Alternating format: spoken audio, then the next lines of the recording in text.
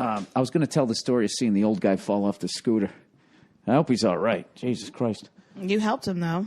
Well, what was I supposed to do? I was the first person there. Billy Burr to the rescue. Fucking guy rolling down the street, sliding on his face. Poor guy. Oh. He terrible. Was fucked up. He wasn't. He had raspberries. He knocked himself out. He came around. He was spitting out. He was pulling out little bits of teeth. And I don't know why. It was horrifying when I saw it, but now I can't talk about it without laughing. It's just because he was on a scooter. I was. I'm not going to say all the information because God forbid the people that are related to him are listening. So the fucking dude was like, fuck it. I'll just tell the story. I didn't do anything. I just finished flying. We'll just exploit his fucking tragic accident. Well, nobody knows what. All right. I had just finished flying, right? Mm-hmm. Which everybody says is so fucking unsafe, right? Mm-hmm. Fly around and look at all this cool shit. Fly over Silver Lake to see that they took the water out of it. I didn't even realize that. And I came back. I fucking land. Say goodbye to everybody. And I'm driving out, to the real scary thing, driving down the fucking street. And I literally pull out. I make a right turn. And I don't drive more than 40 yards. And I just see this fucking guy. This old guy takes the turn to come on the little 2-lane highway that I'm on. He's on the opposite side of the road. And he went too fast, and on like a motorcycle, you can't just turn the front wheel. You're going to go down on a scooter. You know what I mean? You got to kind of look your way through the turn and lean, and your momentum. You're supposed to look through the fucking turn. He was going too fast, and he went into the fucking island in the middle. Bill, he jumped the fucking curb. The whole fucking scooter went up in the back, and he high-sided, right? He just gets launched off this fucking thing, and he's rolling down the street like a fucking log. Why are you laughing so hard? Because people falling down is fucking hilarious. He was fine. Oh, no. He didn't break anything. He just knocked himself out. He's a little concussed. And then he wasn't wearing a shield, and in the end, he was sliding on his face. Oh. So I'm going, oh, shit, as I'm watching it, and I fucking pull over. No, I made sure everybody stopped, and I got out. I was like, dude, all right, just stay there. You're all right. You're all right. And he was, he wasn't saying anything, and he has fucking raspberry on his face. His pants were torn up. He literally got fucking attacked by a wild animal. And he's fucking laying. I feel terrible that this happened to him, but it's just afterwards, it's just funny. And he was laying there, right? And like one of his legs he had like up, like he was chilling. And the other one was just straight out like that. And he was just like, and he was like coming around. And I was like, all right, man, I called 911. You're fine. And then this lady shows up, and she just kept going, don't move, okay?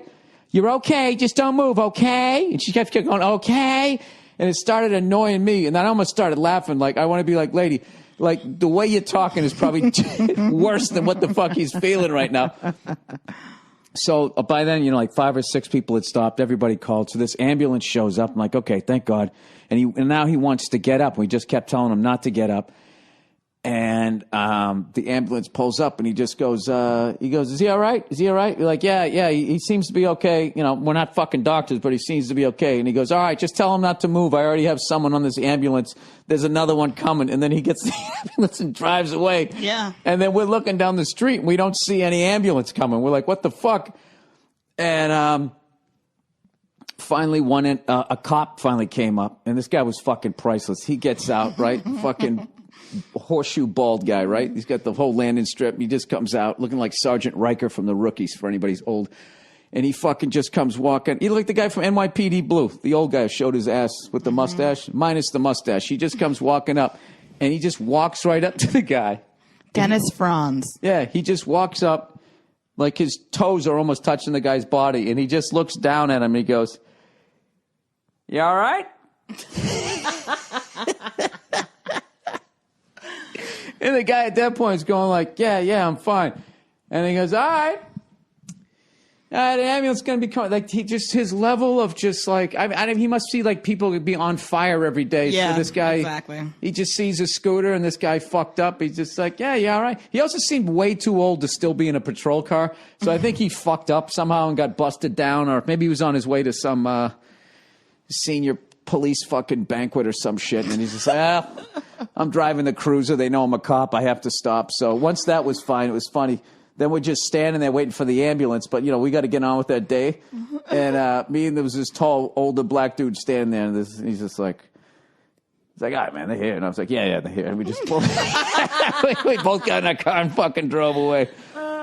And it was really, you know, it wasn't too bad. I mean, it wasn't too gory a scene. It was just a couple of raspberries and I'm stuff. glad he didn't have a But it more was serious injury. Oh, yeah, absolutely. But it wasn't until I got on the highway and I started driving and I started thinking about it and I just started laughing. I think it was just more the surprise that that you saw it. But there is just something, just watching somebody get fucked up like that. I remember the time I was in Griffith Park and that dude came down the hill in street clothes on a skateboard. He went down that fucking hill. What? Are you serious? Dude, this kid Where you hike up to the observatory? Somebody was going down on a skateboard? Yeah. So I was just north of where the Greek Theater was, and this guy just went flying by in this thing. And I was just like, oh, my God, that guy is the shit. Like, and I'm thinking, like, well, how's he going to stop? Because this is just downhill till you get into traffic. And all of a sudden, his legs start doing that wobbly fucking thing. And I'm like, no fucking way. And I'm telling you, this guy was going like fucking 30 miles an hour. And then he just steps off the skateboard. You always do that, either one or two steps, and then you're done. He was going so fast. He did like one step. And it was like, who's that guy who fucking jumped 30 feet in 1969? Nobody ever broke it. He fucking head first. And flying. It was like the greatest stunt I ever saw. And he landed too. And he started rolling. When I tell you this guy was rolling so fast, he was like a blur. He's like, he would go like, and he'd hit like his elbow, which would shoot him in the air. And then the best is when you're not going fast enough to keep rolling, and then you just slide in the sand like all the way down the thing. And I was just like, and the skateboard kept going, he was just not moving, and I was going like, oh my God. And he started wiping out like 50 yards away from me, and I swear to God, it was a quarter-mile walk to get where the fuck he stopped, and he was just laying in the road, not moving. Like, I was like, I think this guy's fucking dead. He had no helmet on. He had street clothes on. He looked like he just came back from drinking. And he had like this Harrison Ford, like brown leather jacket on. He just fucking launched himself. So I get up. So I'm getting close to it. At this point, he's trying to sit up. He knows he's laying in the middle of the road. And I finally see his skateboard hit the curb on the other side and bounce into a parked car. And then he like crawled. He tried to stand up and he couldn't put any weight on his leg. And he crawled over and sat down, and by then I knew he was all right, so I was already starting to laugh. So I was just going like, dude, doing that dude while laughing. I go, you all right? He's like, yeah, bro, what the fuck, man? I was just going. And at that point, I'm trying not to laugh. I was just like, dude, that was fucking hardcore, man. I never seen a wipeout like that. If I was filming that fucking thing, dude, it was the greatest log roll, whatever the fuck you call that thing. That thing was just, I never seen it. I can't believe his shoes stayed on. Like, you know, your shoes always fly off whenever you get hit real hard. Yeah. Oh my God. Tremendous. Fucking tremendous. And it's just, as much as you feel for the person, there's just nothing funnier than watching somebody fucking wipe out if they don't die and you don't know them, right? God help me, man. So anyways, let's get to the story here. So anyways, yeah, me and, Paul Verzi and a couple other buddies of ours started, go to these big college games every year. So we assumed, when we went to the house, that it was just going to be the four of us. Right? 4 or 5. That's what I thought it was going to be. And we show up to this house, and it was the 4 or 5 of us, plus like, I don't even know how many other guys were staying there. Turns out this place, like this beer company rented it out, so we didn't have to kick any money in. And then they stocked the fridge with all their beer and then all their bullshit that doesn't sell, like all those ciders and all that fucking horse shit. And then all those other guys that we didn't know also invited some other people. And it was like fucking, I don't know, like 12 people in the house. It was fucking hilarious. Like, I literally went in there. I had no idea who was staying, who was friends of people staying, right? Sort of that shady type of thing. There's not a lock on your door. You're like thinking, I got a computer in there. There's sunglasses. What the fuck? Are these people cool? You have no idea who anybody is. I felt like I was on like the fucking, like if the Real World did like an over 40 episode of their show, like that's what it felt like. Fortunately, everybody turned out to be like totally cool. But I got to tell you, there was one fucking morning, though, that was so goddamn hilarious. What's his face? Paul Verzi, as I've told you before, I've told you this shit before on other podcasts, that Paul Verzi not only is not a morning person, he might be like the biggest like non-morning person I think I've ever met in my life. Like the fucking look on his face when he gets woken up before he feels he should be woken up, I swear to God, I can't even describe it's like he looks like he's walking out of court and he just lost the case and he was 100% right, and he's already mentally getting past that and thinking about how he's going to take justice into his own hands. You know, like he's going to fucking kneecap somebody. That's if you wake him up 20 minutes early, right? So we're in this fucking house, all right? And everybody in there is a married guy, all right? And for you youngsters out there, I don't know if you've ever partied with like married guys, like truly married guys. Like me and Verzi are married, but like, you know, we go on the road like every other week. Every other week, you know, you get some R&R. You walk away from it. But these guys, truly married guys, those guys that fucking wake up, wife and kids, right? Get in the car, go to work, come back home, wife and kids. Wake up the next day, wife and kids. And all the shit that comes with that, right? Susie chipped her tooth on the coffee table. And don't forget Mikey's T-ball game. And there's a dance recital. Jesus Christ, right? Fucking get in the car, go to work, coming home. Can you pick up some more fucking yeast? Whatever the fuck you got to do. Come home, wife and kids. You get the deal. Those fucking guys, when they go away and they get 3 days, like you'll never see somebody go fucking, they'll drink college kids under the table. These guys were fucking animals. I almost gave them a standing ovation, the level with which that they were like drinking till like 3, 4 o'clock in the morning, and then they would be up again at like 9 a.m. The same fucking guys. Which is no big deal if you're a youngster, but these guys are in their 40s. That's not done. That's like Darryl Green still running a 440 when he was like 41 years old. This is the alcoholic version of it, right? So what was hilarious was they had surround sound in that house. So like, you know, late at night when they had the music on, like I went to go to bed and it's fucking cranked in my room. But fortunately, there's a volume that you go and you turn and you shut it off. So anyway, so we all go to bed at like 3, 4 o'clock in the fucking morning the first night, all right? And I got to be up early because I got to punch up this script for this week. I got 2-3 hours of work that I have to do. So I'm going to be up at 9 anyway. So I didn't go too hard the first night. But these fucking guys, like 8:30 in the morning, all of a sudden the stereo just fucking comes on. And I had my speaker turned off. But, you know, it's just, you know, the living room area, they had that, you know, there was no, the ceiling went all the way up to the second floor ceiling. So when you walked in the hallway upstairs, you looked off the balcony and you looked out through these windows out to the pool, onto the water. It was fucking amazing, right?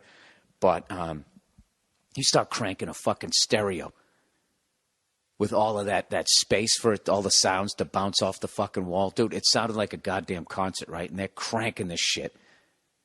I'm hearing them start making margaritas. That fucking machine, right? Crushing up the ice. And all I'm thinking of is Verzi. So I'm laying in bed laughing my fucking ass off because I know Verzi's going to come down those stairs with a look on his face like he's going to fucking murder everybody, right?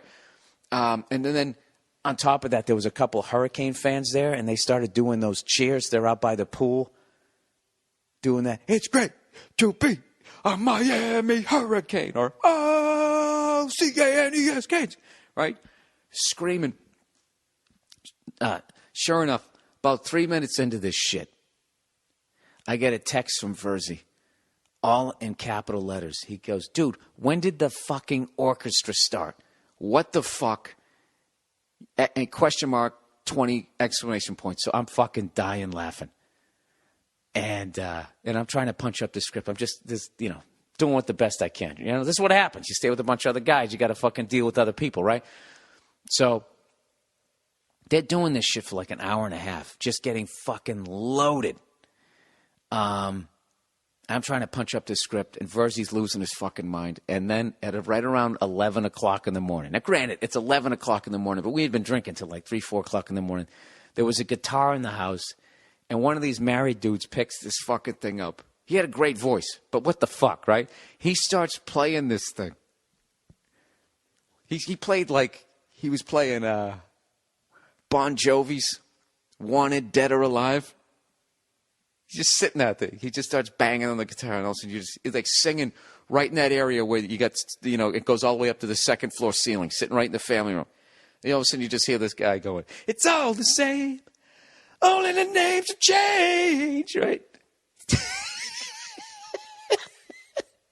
And then when he got to the chorus, somebody else was singing the Richie Sambora part. So he'd be like, "'Cause I'm wanted." And you hear somebody else by the pool, "Wanted."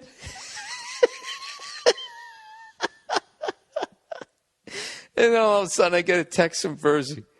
He writes, "Really?" All capital letters, and then like 20 exclamation points and fucking question marks. Oh my God, dude, I was laying in this bed fucking crying, laughing.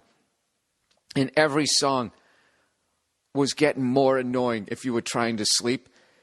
This dude, he fucking sang Paul Simon's 50 Ways to Leave Your Lover, which is a fucking hilarious song because the verse is like whispered, and then it gets fucking loud during the chorus like a Nirvana song, So he's just sitting there in the living room, "The problem is all inside your head," she said to me. "The answer is easy if you take it like there must be 50 ways to leave your lover. 50 ways to leave your lover." And then he just screams, "Come on, everybody. You just slip out the back, Jack." And he starts fucking wailing on this guitar. And the margarita machine was going. I was just fucking laughing the whole time, punching up this fucking script or whatever. And so then we get out there, and I'm telling you, dude, nobody fucking drinks like that.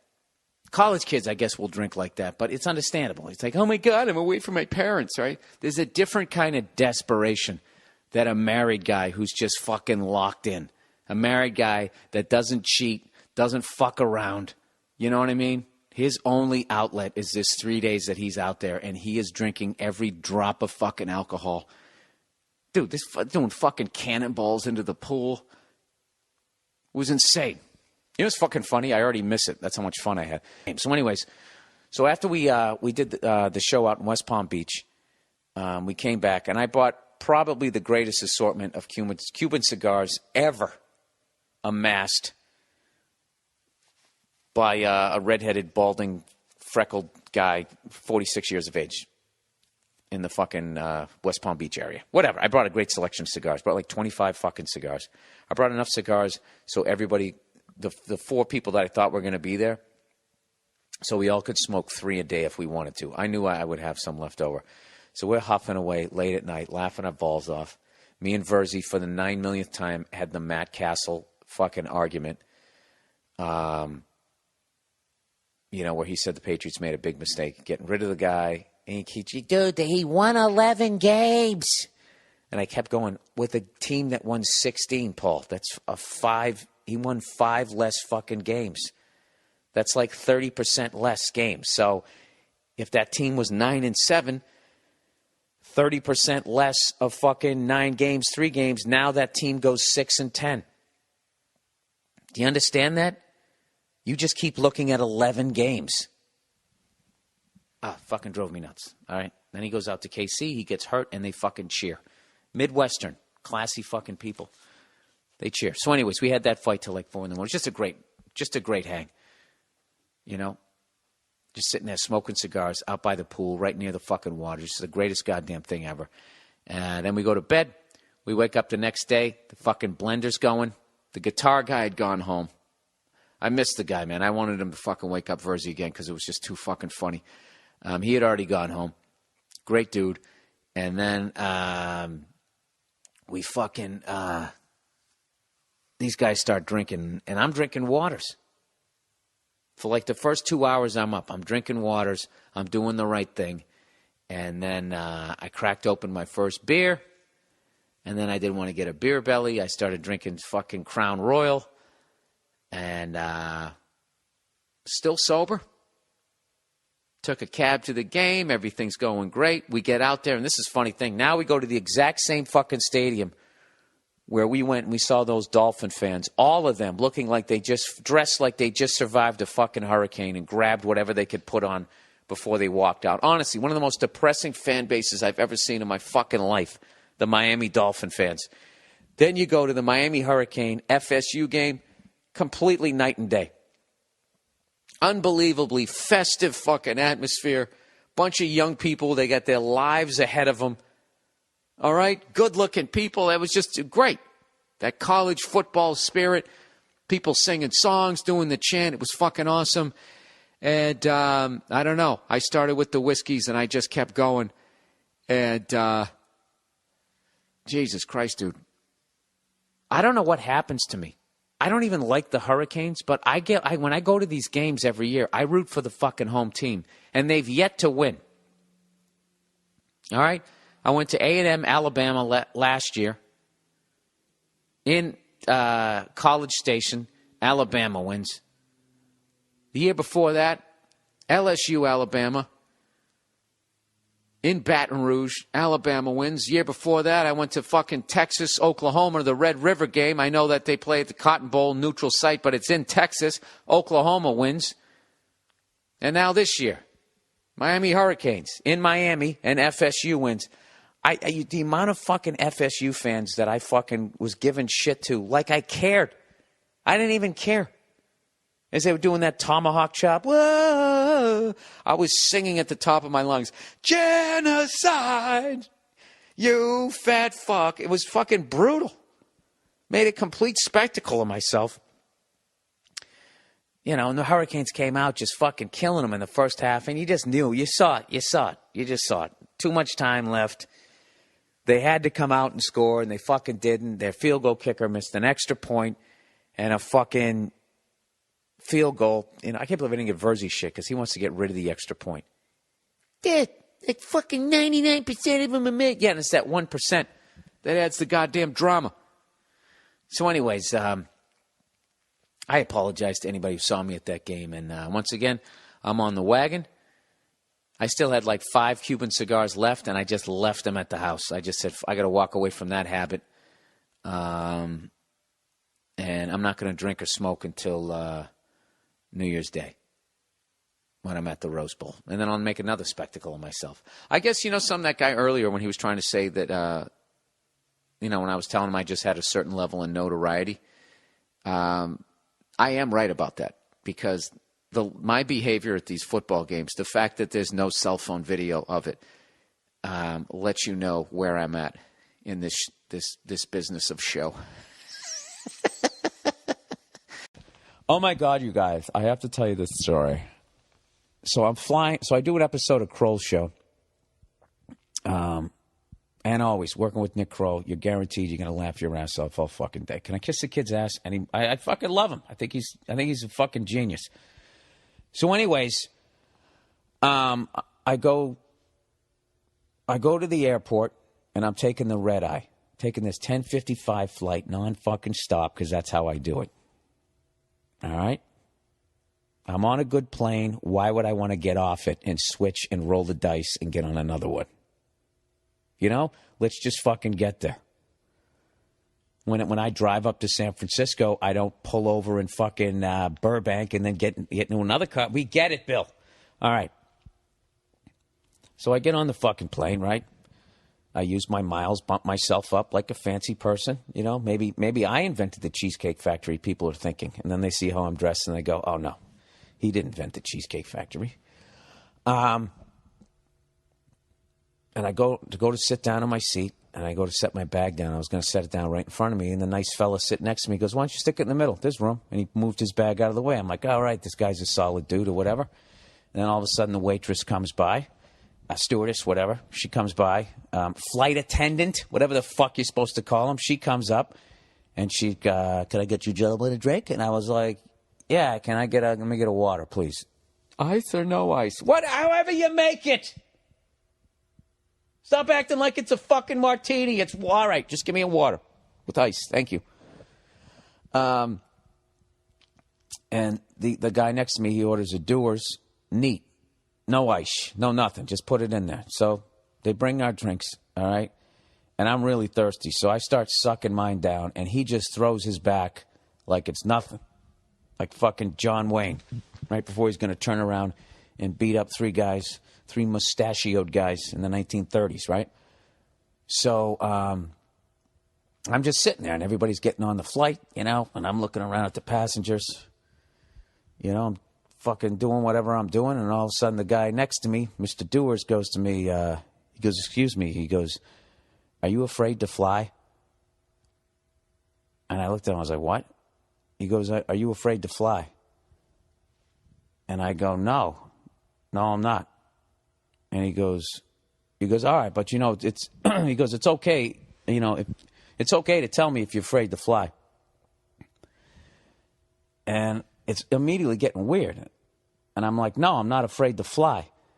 And then I'm thinking in my head, wait, is he afraid to fly? And that's why he's drinking the way he just drank? And now he's hoping that I'm going to be afraid to fly, so he just wants to open up? That's what I'm thinking. And I'm like, yeah, no, I'm not afraid to fly. And he won't leave it alone. He goes, all right, because, you're fidgeting, you're looking around at other passengers. And I'm sitting there looking at is this guy fucking serious? And I go, no. I go, I'm not afraid to fly. So now I'm like, fuck this guy. I'm not talking to this guy for the rest of the flight. This guy's weird, man. It's like paint the picture. He's like 32-year-old, wiry, in shape, but like wiry white dude. He's got a Scully cap on with fucking glasses. And,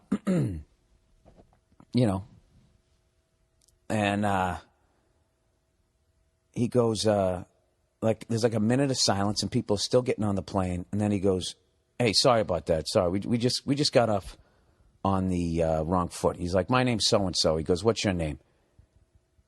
And then I'm thinking in my head, like, what's my name? My name's Frank. I wanted to give him but some reason I just went, it's Bill. And he goes, oh, hey, Bill. And he goes, nice to meet you. So we shake hands. And I'm just looking I don't have any poker face. I'm looking at the guy like, what the fuck is your problem? I'm not even trying to I'm not trying to be pleasant. I'm already done with this guy. So then the guy goes, oh, hey, Bill. He goes, why are you going to Indianapolis, Bill? Right? Like he's fucking interrogating me. And I'm like, is this guy fucking serious? And I start doing the math in my head going, wait, is this guy like an air marshal or something? And I'm like, no, he's not. He's fucking slamming booze over here. Fuck this guy. So I just go, look, I don't have to answer your questions. That's it. And I just look straight forward. He goes, okay, now I'm concerned. Okay?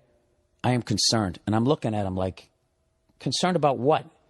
He goes, you're fidgeting, you have issues with other passengers, and blah, blah, blah, blah. He starts painting like this, like he's been, I don't know what the fuck, like psychologically breaking me down. All right, so now by this point, they've closed the door to the fuselage, and we're starting to taxi. And I just finally look at the guy, and I go,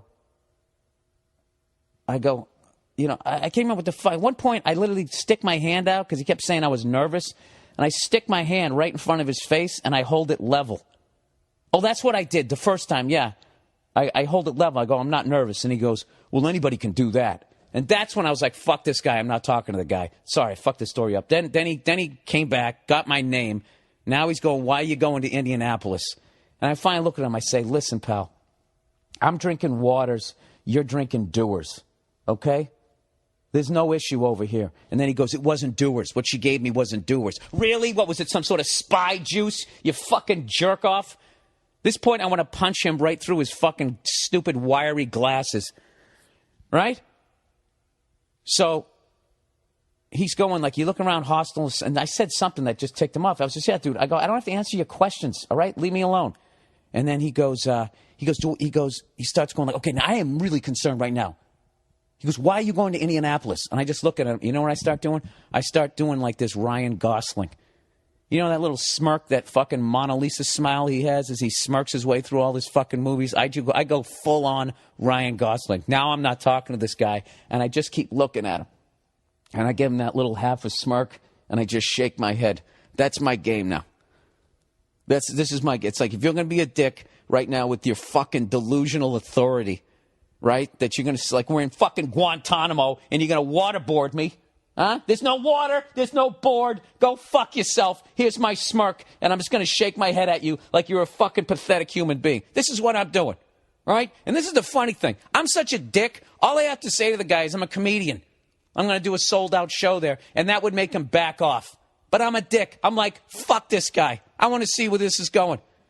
So now he's all fucking amped up, and he starts dropping he's saying the F word. He's sitting there going, He goes, if you don't fucking answer my question right fucking now, I am going to hit that call button. We're sitting there taxiing down the fucking, getting in the line.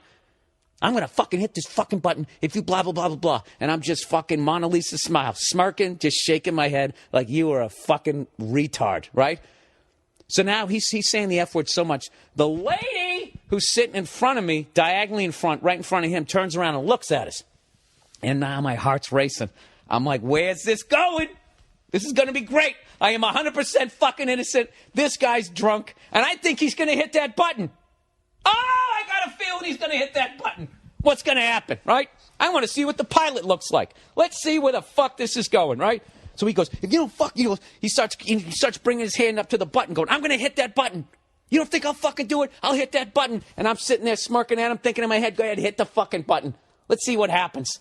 Let's see what happens, right? So finally, now he wants to hit the button, and he can't fucking find it. And it's in defense of him, I couldn't find it either. I was looking up there. I half wanted to hit it myself. Then he finally finds it, and he hits it. Boom, right? And now I'm just like, holy shit, what's going to happen? And he's sitting there going, yeah, huh? You want to fucking play this game? You want to fucking play this game? And I was surprised. I mean, it took like 30 seconds before a flight attendant, the one who gave him the booze, which evidently wasn't booze, comes over. And at this point, we're like doing that shit where we're behind a plane. We're almost ready to take off. Like we're pulling up and then stopping, pulling up and then stopping as planes are taking off. So she goes, yeah, what's the problem over here? And he goes, I'm not comfortable to fly with this guy. This guy, he's fidgeting. He's looking around at other fucking people, blah, blah, blah, blah. He's doing all this thing, right? And then the stewardess looks at me, and I'm just sitting there fucking, my little smirk, just shaking my head. And I'm just looking at this dude, just shaking my head like this guy's out of his fucking mind. I don't say a word. And this guy goes on and on and on about his fucking psychobabble about how I'm this security risk. So she goes, okay, any other passengers? Have you noticed anything? She's talking to everybody first class at this point. Has anybody noticed anything odd about this guy? And the lady who was sitting right in front of the dude diagonally from me turns around. She goes, yeah, I've been listening to this guy berating this other passenger. She's on my side. And I haven't said a fucking word. This is great. And I'm just sitting there smirking. Then the stewardess looks at me, and I shrug my shoulders like, I don't know what to tell you. So finally she said, sir, do you have anything to add to this? And I just said, look, I'm just a guy trying to go to Indianapolis.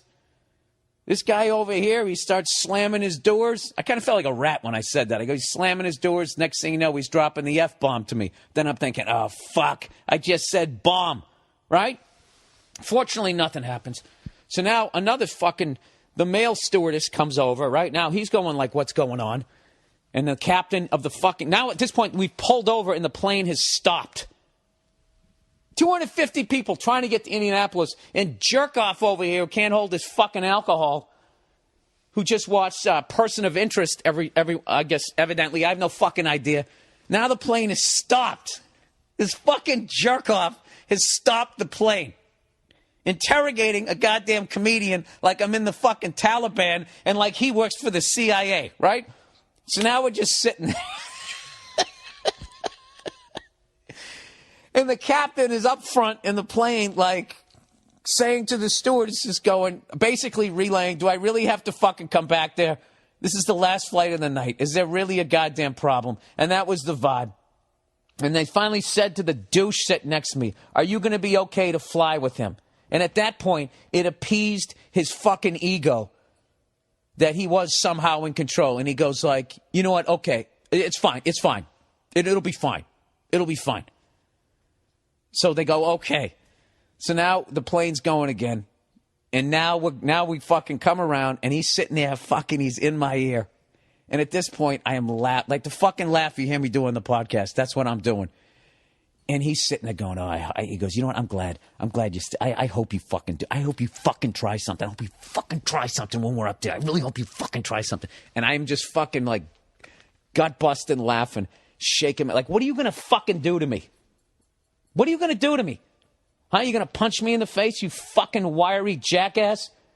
With your fucking glasses on? You know? That's a federal offense. You're going to go to jail if you do that or something. I don't know what, right? So I'm just sitting there fucking laughing at the guy going, I actually, at one point, I put my fucking little eye pillow thing on, you know, like I'm going to sleep. Oh, I had that out too when the stewardess was talking to me. I was like putting it on as this total mind fuck.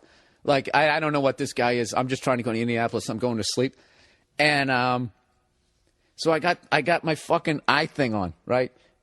As he's sitting there threatening me. I was going total passive aggressive. It's like, dude, I'm so not concerned with you. I'm literally putting a blindfold on. All right? So this fucking guy, he starts going. He goes, you think you fucking won this? You think you fucking won this? He goes, you know my dad is? My dad, he started saying his dad's some major CEO in Indianapolis. Doesn't it sound like a fucking made-up story? I swear to God, this is all true. He goes, my dad is a major CEO in Indianapolis, and I will have you fucking arrested. And the lady turns around again. I will have you fucking arrested the second we get on the ground. I'm thinking, like, for what? For what? Sitting here? You fucking loser. Learn how to hold your alcohol. All right? And he starts describing the view that I'm going to have when I go to jail, like some fucking Law and Order episode. Oh, you're going to love it. You'll be able to see Lucas Oil Field and blah, blah, blah, blah, blah. And I'm just sitting there cracking up laughing. And then there's this pause, right? And I'm thinking, he finally shut the fuck up. It's like a 3-4 minute pause. He finally just gave up because I wasn't giving him anything. I was just laughing and shaking my head. I was being a dick to him. I was, because I was enjoying it. And then there was like a 3-minute pause. And then all of a sudden he just goes, why are you going to Indianapolis, Bill?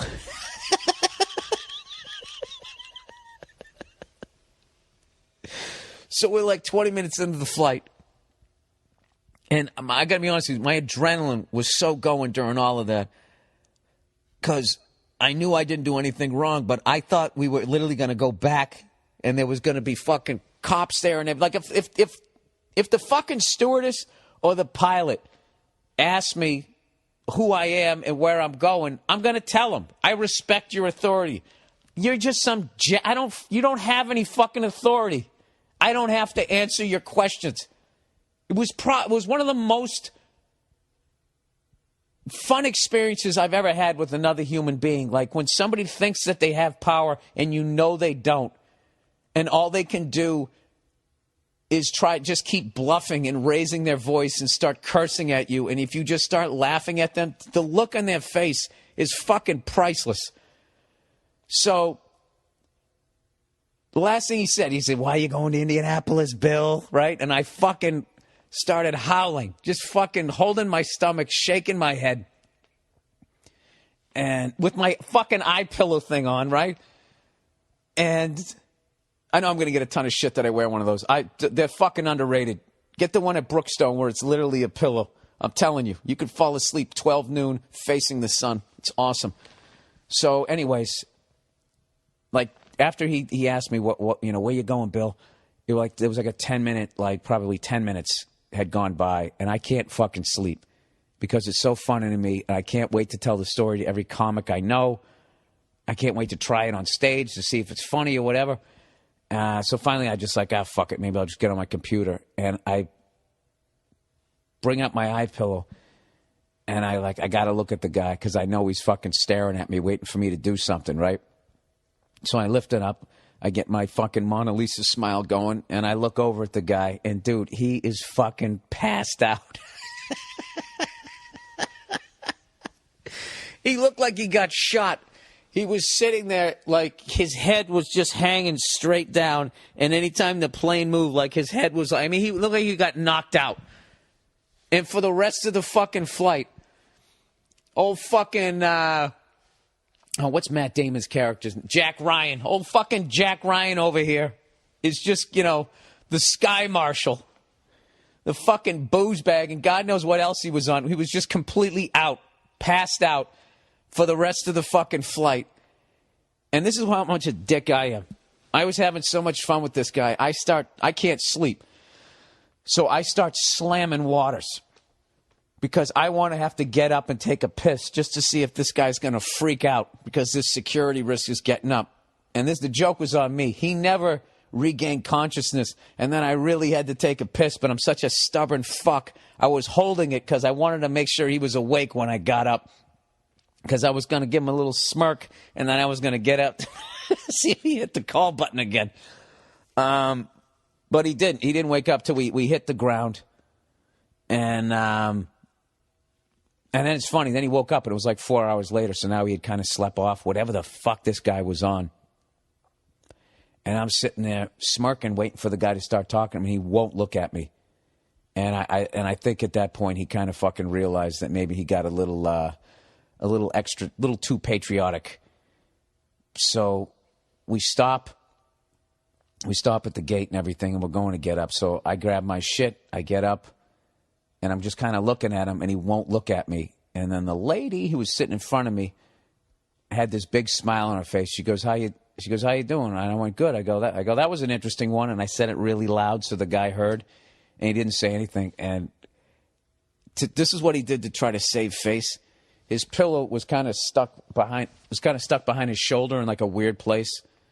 So he was frustrated with it. So he ripped it out from behind him and kind of threw it down on the floor and went, ugh, like he tried to do some caveman grunt to try to still have some sort of, I don't know what. So that was my flight to Indianapolis, people. You know what? How far into the fucking podcast are we? That was a long fucking story. Speaking of physical harm, the lovely Nia. Last night she like bent down to get something out of her bag, and there's this little fucking ledge above it that she can stick like a couple of glasses and a bottle of water. And she was underneath it, bent down, came up full speed, and the corner of it hit the top of her head right on the corner of it, like brutally hard. And I gotta tell you, I feel bad that she's not part of this fucking little story here. See if I'll bring her in, because I failed miserably as a human being. Nia, do you want to be in on this story of you hitting your head? Okay. Okay. I'm setting it up now. So anyway, she fucking hits her head. Like fucking bam. All right? Sounded like somebody dropped a suitcase on the floor. And then, I swear to God, she hit her head. She goes, ah! And she grabbed her head. And then, I swear to God, she just started crying. Like a goddamn toddler. And I have to be honest with you, I didn't know what the fuck to do. I just got to the point, Nia, where you hit your head and you started crying like a toddler. And why is it gotta be like a toddler? Because that's what it reminded me of. It's like when a little kid, like if an adult hits their, stubs their toe, hits their foot, it's goddamn motherfucker, and then you blame your whole family. Get out of the living room. That's what you do. Mm-hmm. You started crying. I did. It was really painful. Like bawling. Yeah. And I was kind of surprised at myself. On honestly. A scale of 1 to 5, 5 being the best. 5. How would you? No. How would you rate my reaction to it? Oh, 0. I went in and I got you some tissues. This is what Bill did. I didn't know what to do. It I freaked hit me my out. head. Boom. I was shocked at it first because it really did feel like someone had just come up and just walloped me on the noggin. So I was shocked. Then the pain started kicking in. And like it was really like it was like that little it was that corner of that ledge. Yeah. And it went right into my scalp. And I didn't know if I was bleeding or what. And I think normally I'd be like most people, but it's just I don't know what happened. Just the floodgates opened and it felt better to cry than to pretend like it was just like like a nuisance, like it really, really hurt. So Bill's like, "Oh no. Are you okay?" So we're good so far. What else was I supposed to do? So we're good so far with that. Okay. And so I'm just sitting there crying, and he goes, oh. And he runs into the bathroom. He doesn't even give me a tissue, like a proper I couldn't Kleenex. find any. He gets me toilet paper, okay? If there's a choice between tissue paper and toilet paper to comfort someone, please find the Kleenex. Okay. It's softer. It's just, it's a little thing, but it makes a big difference. It's a cut above. So then he starts wiping my face with the toilet paper. And he's rubbing it on my face. No. And he's wiping my chin. He's doing like this U shape from my eye to the other eye, using my chin as like the go between. So he's it wasn't that bad. Rubbing this fucking one ply toilet paper back and forth across my chin. And he's going, big tears. They were huge. And it's like, I never see anybody cry tears. What is that supposed to mean? Was it big tears? It wasn't like, oh baby, It was he was just scraping my face. I gotta be honest with you. This toilet paper, going big tears. I gotta be honest with you. It freaked me out. It was the worst moment of comforting you've ever offered in your life. Yeah, you were at a complete loss for what to do. Because it was like you stopped being like a woman and you became like this 2-year-old. And it was just like, boom, and you're just like, I was just like, I didn't know what to do. If we were at home, I would have got you a popsicle or something. Oh, and then you said, do you want some water? I'm like, what the fuck does water have to do with anything now? That's what my parents always did. If you hurt yourself and you cried, they went and they got you water right out of the tap. And then you sat down, and then your face was all dry and salty, and they said, all right, go back outside again. That's it. I spent most of my childhood outside. That's what parents did. All right, get outside. All right, you kids, you're driving me nuts. Get outside. And you just sent them outside. That's what you wanted to do with me in that moment. You wanted to send me away so you wouldn't have to deal with it anymore. I just wanted you to stop fucking crying. I don't mean that in a bad way, but it's just like to see another adult. Nia, can you imagine if I ever hit my fucking head and started crying the way you did? I mean, what would you know? What would be coming out of your mouth? I don't know. I'd be like, come here, baby, and I'd hold you to my chest or whatever, Nia, and I'd rub your back. You're full of shit. If I fucking hit my head and started crying like a little girl. Was it really that, like... It was like a little, we went, I'm a fucking stammerer here.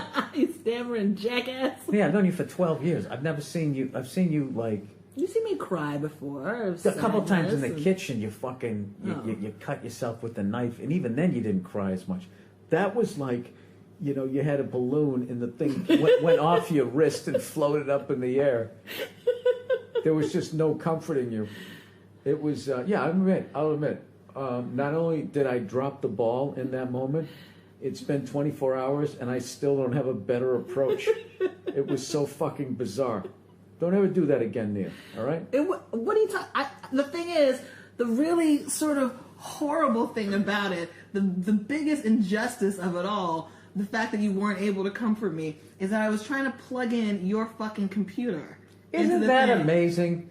Isn't it amazing? I knew somehow it would come back to me and it'd be my fault that your dumbass ducked underneath a ledge and then lifted your head up. Ric Flair wouldn't have done it that hard to sell a fucking move. I didn't realize it was there. I was plugging in your computer and you had the audacity to be the worst comforting person in that moment ever. Scratching my face with that one-ply toilet paper while saying big tears, which is like, what does that even mean? It's like I was out in the outfield in Little League again. No batter. Big tears. He just kept saying, Swing batter. He just kept saying big tears over and over again. What did that mean? You were just commenting on it. I didn't know what to do. I mean, you were crying at a fucking level like, I mean, I've been at funerals and seen people cry less than what the fuck you were doing. I didn't know what to do, okay? I'm sorry. You caught me off guard. Well, tell me, what am I supposed to say? Just give me a fucking blueprint. You're just supposed to, like, you know, take me into your arms and, like, hold me and, like, you know, rub my back or something.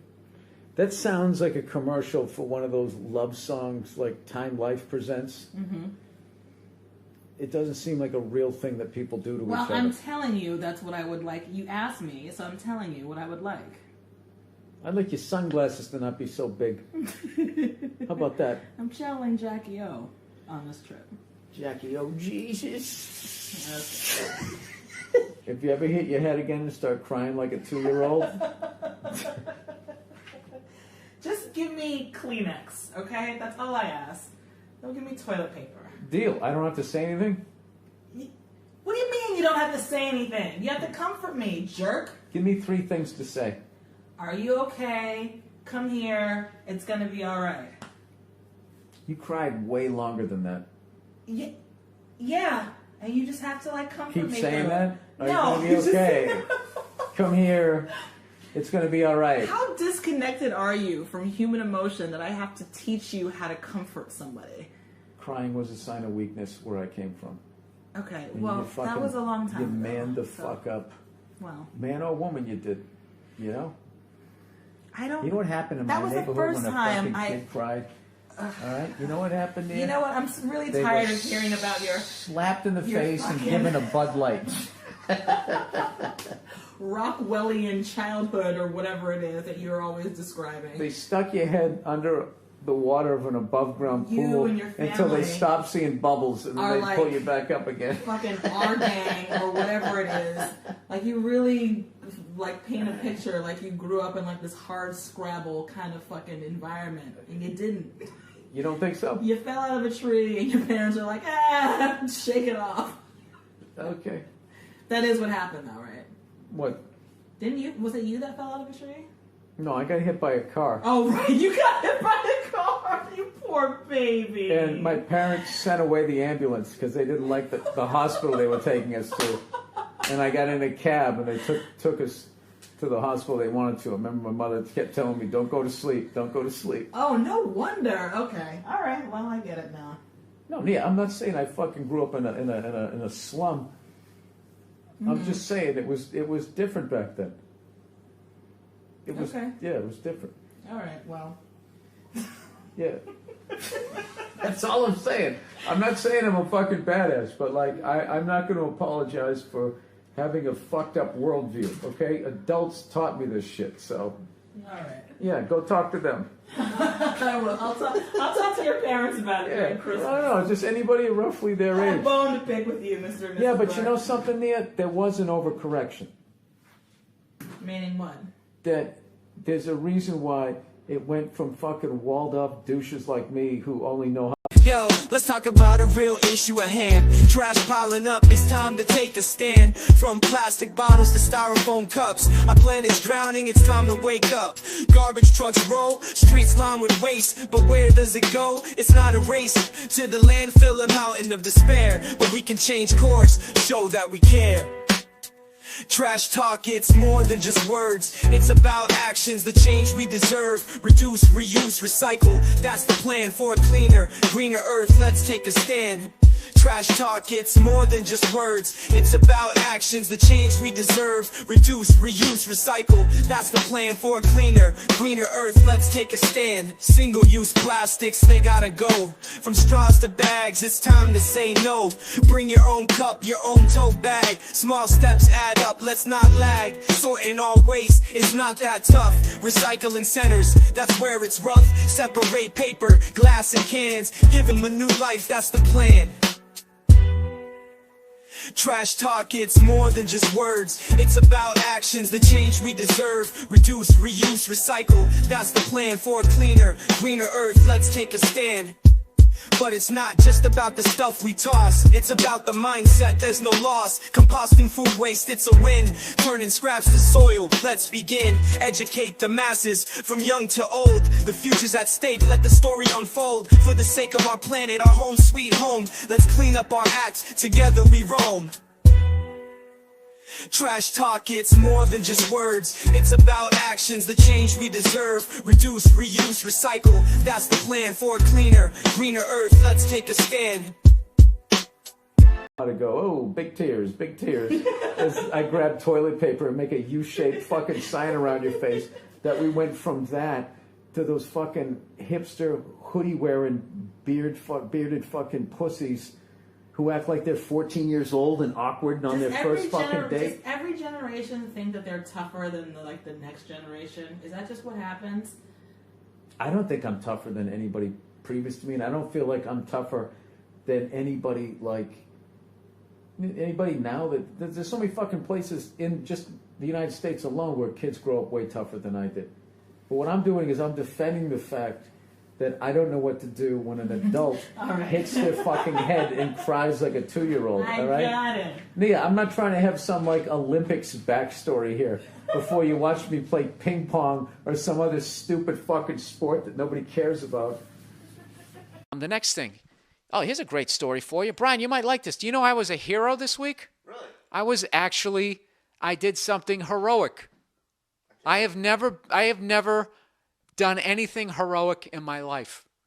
Okay? And believe me, I've walked by house fires and saw people screaming, saying, there's a ladder right there. Just put it up. And I walked away. Pretended like I didn't hear him. I'm that kind of a fucking guy. No, this is the deal. It was Sunday. And, people go to brunch on Sunday. I'm like, all right, fuck it. I'll go to brunch, right? Remember that bit? Huh? Pays $18. Is that asbestos? Is that asbestos? How did that bit go? Is that asbestos? I thought it was pesto. It's asparagus. I can't even remember. So we go to brunch, and, it's the usual shit. Do you want to sit inside? Do you want to sit outside? As a redhead, I'm always going inside. Let's fucking sit inside. I got enough freckles. I've had enough fucking pain in my life. Please. Let's sit inside. But, I'm always with broads because they always want to go to brunch. Let's sit outside. It's so nice. It's always fucking nice when they go to brunch. It's never raining, is it? Right? So, all right, let's sit outside. So we sit outside. And because I'm the gentleman, I have to sit with my back to the road so I can brace, and protect my girlfriend and her mom in case a bread truck comes flying in because the guy's text messaging or something, right? So I'm sitting there and all of a sudden I just feel it. I just feel like something's fucking wrong and my caveman DNA, like when you're getting stalked by a saber-toothed tiger, just kicks in and something just tells me to fucking look left. And I look left and here comes this crazy fucking lady. And I'm talking crazy. I'm talking Shutter Island. You remember that chick that shushed Leonardo DiCaprio? Is that the second Leonardo DiCaprio fucking reference? There you go. You remember that chick who shushed him in Shutter Island? That's what this girl looked like, except with sort of brownish red hair. Okay? It's basically one of these people who should be getting professional help. Is straight up batshit crazy, and this state is bankrupt, so they just let him go. They just let these fucking people go. You don't see Sarah McLachlan whining about these people. Come out and rescue these fucking these people who are talking to telephone poles. It's all about the dogs with her. Her priorities are so fucked up. It's ridiculous. I hope she sees this. I am so disappointed in you, Sarah McLachlan. Huh? When are you going to grow up and stop whining about those little pussy-ass fucking dogs? All right, that was mean. All right, let's get back to it. So she starts coming down the street, and she looks like she's going to start fucking crying. Okay? Like, and it's just one of those things, you just feel it. This fucking person's going to do something, and I have a feeling they're going to do it to me. So I'm working out my shit. I'm like, fortunately, the chairs were these really light wicker, sort of kind of douchey, brunchy chairs. So I was just going to grab the fucking chair, and I was going to smash her in the face if I didn't have time. Or if I had time, I was going to leap to my feet on my bad fucking foot and out like a lion tamer. Ah, get back, crazy person, right? Start whipping her with the fucking tulips on the nice, beautiful brunch table. That's what I was going to do. So she doesn't lunge at me, but she walks by me. There's that awful moment, the blind spot. You know what I mean? Where she's not to my left, she's not to my right, she's right behind me, and she fucking goes by me, and I'm like, thank God. Like, I was seriously fucking nervous. And I look left again, just to, I don't know why. I look left again, and then I see this fucking sad-looking woman slowly following the crazy person with this look on her face like she had been wronged. Next thing I fucking know, she's talking to the table next to us and talking to us, talking about how that crazy woman had just walked up to her, reached up to her sweater, and just fucking ripped. I don't know if she had a brooch. She just fucking took it off her chest and walked away with it. And I'm looking at the lady, and she has this fucking hole in her sweater where something had clearly been ripped off. And for the life of me, I don't know why.